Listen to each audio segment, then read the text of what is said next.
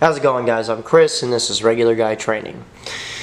So, there's a whole lot of hubbub going around the interwebs about Holosun optics and all the stuff that they're doing, and the huge variety of optics that they have, the fact that, they offer a really competitive price with the current optics that are out there. And on top of that, they seem to hold a lot of similar features to a lot of big names that are out there. So let's go ahead and go through this real quick. Now, I picked up this individual optic a few months ago.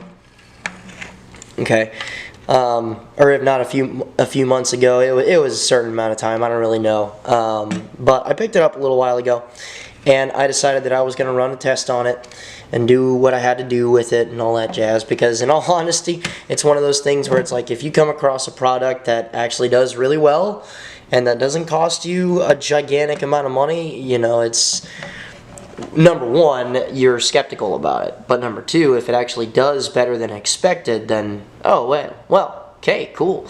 Something that is a quality product that actually does work. And that is not seen all that often in the gun guy world. So I'm actually fairly pleased to say that this optic has ridden atop of an AR, a couple of different ARs at this point, and this individual AK, I have not put it on a personal AK of mine yet, mostly because this is a gun that was worked over by Meridian Ordnance, and I'm also testing it as well as another gun from them, but we'll talk more about that later on. Now, this individual optic is kind of neat in a couple of different respects. However, there are a couple of things that I would like to say. First and foremost, if I had, basically if I were just to do it all over again, I would have did my Amazon purchasing a little less blindly. I just kind of saw one that looked like a fake point T1, and I was just kind of like, okay, cool, I'll get this one. Right, but this guy has a couple of features that some guys might like, but I personally do not. Now, first thing, you may not see it very well, but there's a little solar panel up here. It was covered up by paint and whatnot. But there's a little panel up there that helps to automatically adjust light, and from default anyway, the optic will adjust itself to current lighting conditions. Now, if you're just taking it out and you're putting it on a plinking rifle and stuff like that, and you go outside and shoot it every once in a while and all that as like a funsy type thing, and you wanted a small red dot optic that didn't cost a bajillion dollars, okay, cool, I totally get it, and it works, and it does fulfill that purpose pretty well. However, if it's an optic that you're looking for to put on a defense rifle, whether it be as a placeholder until you get that aim point T2 or whatever, or as its own dedicated optic because you have enough of your own confidence in it, the automatic brightness setting changes don't do very well in combination with a light. I found out that once you kick on your light or whatever that's mounted on the gun, the optic doesn't read that change pretty much at all, so it won't increase its brightness to compensate for the flashlight. Therefore, the brightness setting that's on the optic is washed out by the light itself. May not be completely, but it's very dim, kind of hard to see, and that type of jazz. So what is neat though about it is that you're not forced to deal with it. This particular one is programmable to the point where you could essentially just kind of shut that off and put it on manual as far as the brightness setting is concerned. However, if you put it over to manual as far as brightness control, you do lose a couple of things. With its default setting, there's a couple of things that I personally really like about the optics themselves, to where the panel that senses light sensitivity will also mess with motion sensitivity as well. So if you end up having it on its default setting, and you go out, you do some shooting, and then you set it in your safe or whatever for a certain amount of time, if there is no motion detected right, it'll shut itself off automatically. What's neat about that is that if you pick up the rifle or whatever, it will automatically turn itself back on. If it's on its manual setting, it doesn't do that, it just stays on. Now the positive thing is that it takes the same batteries as like an Aimpoint T1 or T2, and well, Holosun being the they in that sentence, they advertise that you get like a 10,000 hour battery life out of these optics. Now, I don't know if that's the case. I mean, even aim points don't tend to last at 10,000 hours because of different weather changes, like cold weather really saps battery life and stuff like that. And if they just stay on, I've personally had to change out batteries and stuff after about a year and a half to a year, depending on how I've messed with brightness settings, or how cold that winter was, or whatever, right? But that's not to say that this didn't shut off at all. Like, since I've owned it, I haven't really turned it off at all, and it just stays on, and it doesn't stay a big deal.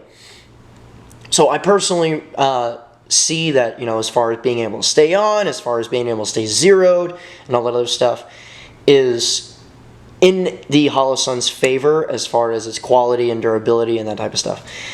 Now, here's the thing.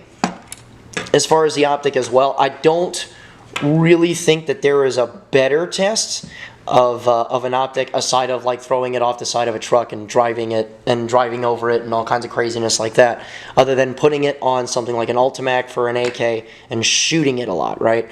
A lot of budget optics or budget red dots, like the Bushnell, like the TRS-25, I think it's called. But Bushnell red dots, period, tend to not last very long on Ultimacs and stuff like that, because the AK action itself is fairly violent, number one, and number two, an Ultimac gets pretty hot, right?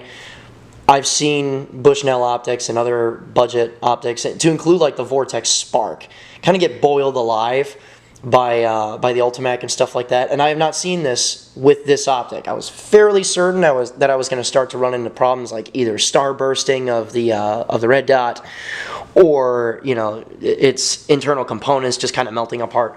But having shot this a bunch on this rifle, and in fairly high volume per session, and shooting it pretty quickly and stuff like that, in current Tennessee heat, which does get pretty hot, like just leaving guns out or leaving magazines on a table after you load them and then you throw them in your pocket, it gets uncomfortable to carry around for a second. This optic has had zero trouble with that at all. While riding atop of the AR that I blew up, it was exposed to a lot of rain and mud and stuff like that too, and it's had no issues. There's no seal breaking, none of that. So I do like how hardy it's been. I like the fact that it stays on, and I also really do like that there's a reticle choice that you have. Now, the vast majority of the Holosun optics that are running around are just a standard red dots, right? But there's also an option out there for their ACSS or ACS reticle, something like that.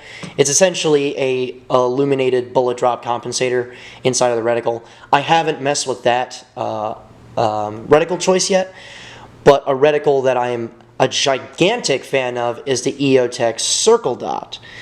Now, that is relevant because the Circle Dot reticle is available for a lot of Holosun type optics, to include their T1 clones, essentially, is what these are.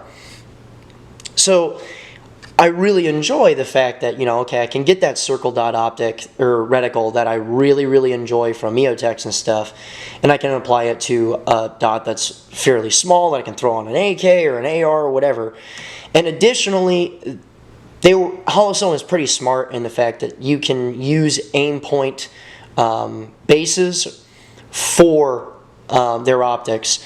So that's really neat. If you have like that quick release or something like that from LaRue or frickin' Arms or American Defense or whatever, you can slap this guy on there, tighten all the bolts down and stuff like that, and you're good to go.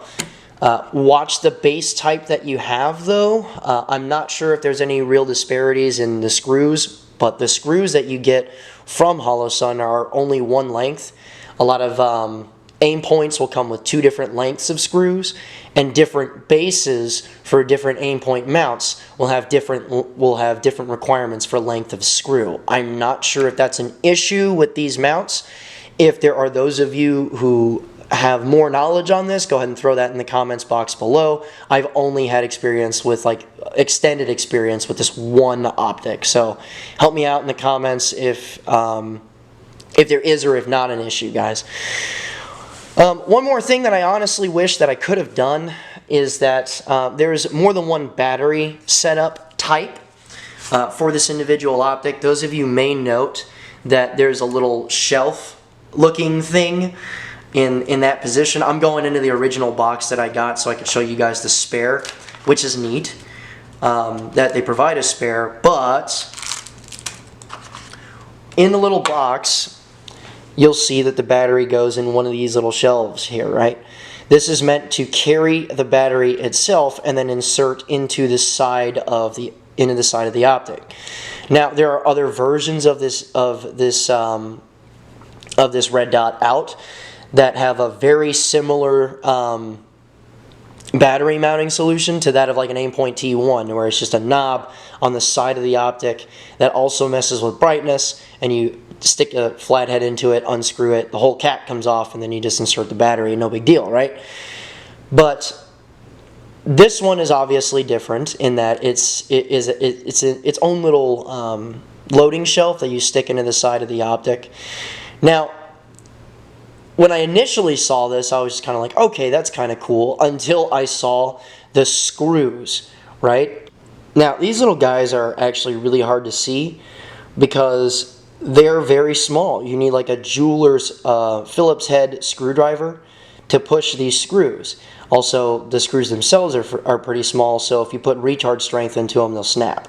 I haven't snapped them, so okay, cool, not that big of a deal. But just needing a real specialized tool to mess with this is not something I'm a huge fan of personally. And again, if I were to do it over, I would essentially have run out and gotten their fake Point T1 clone. Now, aside of doing a little bit better shopping and being less impulsive on Amazon, okay, there's nothing really negative that I can say about the Holosun optics themselves. You get a 2 minute of angle dot, which works perfectly fine under any circumstance that you're going to end up trying to use this for. The caps themselves that you can use to zero the optic are very much like an Aimpoint T1 and T2s, in that the caps unscrew, and once they unscrew, you can actually see that there's a little flathead indentation that you can plug into the side of the optic itself and physically turn it. And there's also directions that you can use for either up and right, and then the opposite is left and down. You can see a little arrow for that, and I'm not going to focus on it because it's pretty self-explanatory. Now, another thing that's very nice about that, in all honesty, is that once you screw them on, there's little shrouds to prevent stuff from knocking the caps around or marring any of that up. I've never really had that much of an issue at all with Aimpoint caps being exposed and all that, but it is nice to have a little bit of a guard in the way so that the caps don't get marred by any crazy things that you expose the optic or any of that to.